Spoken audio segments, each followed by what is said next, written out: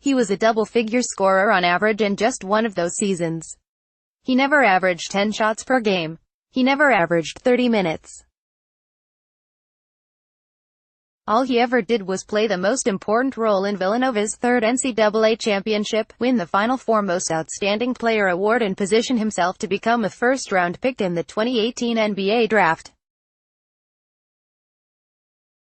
More, UNC's Luke May withdraws from NBA draft. They ought to erect a statue of him outside NABC headquarters in Kansas City, because DiVincenzo is about to become the best example, perhaps literally ever, of how a player's contributions to his college team can be rewarded at the next level.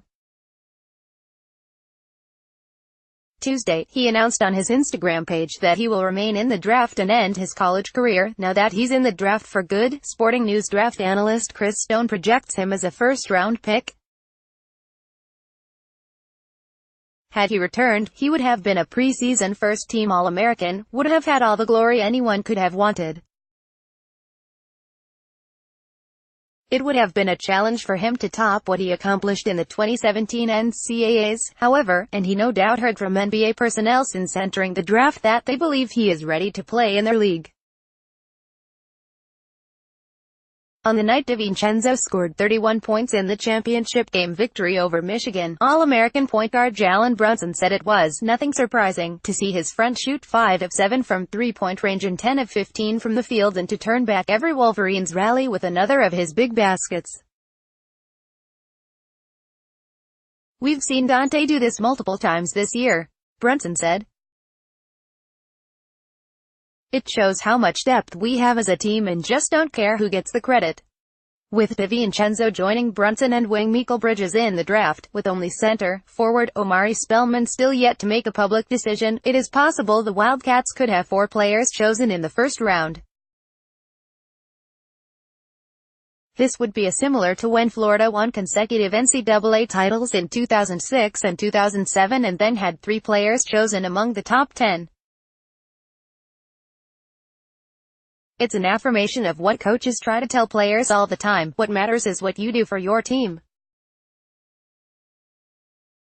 Minutes, shots, starts. DiVincenzo's success makes a mockery of this obsession. More, Villanova adds Albany graduate transfer Joe Primo. DiVincenzo got here by being available to Villanova when it needed him, especially through a redshirt sophomore season in which he willingly served as sixth man. He got 10 starts when Phil Booth was out with a broken hand. He got plenty of minutes in his reserve role. He scored 25 against St. John's and 23 against Marquette and 30 against Butler, but also went along with taking 13 combined shots in the first 2 rounds of the Big East tournament. In the NCAAs though, he scored 18.5 against Alabama when Spellman and Brunson were in foul trouble and the Tide were threatening to make their second-round game competitive with their length and skill.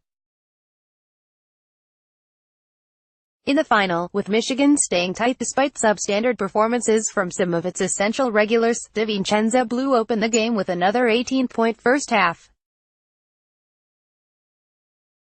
Once described by a network analyst as deceptively athletic, DiVincenzo threw back a dunk attempt by UM's Charles Matthews with a two-handed block at the rim.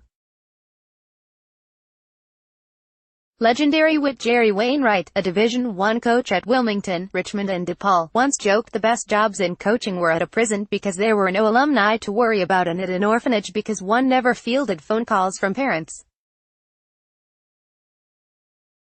Those calls come often to college coaches now. You can see it in the volume of players who transfer even after successful seasons.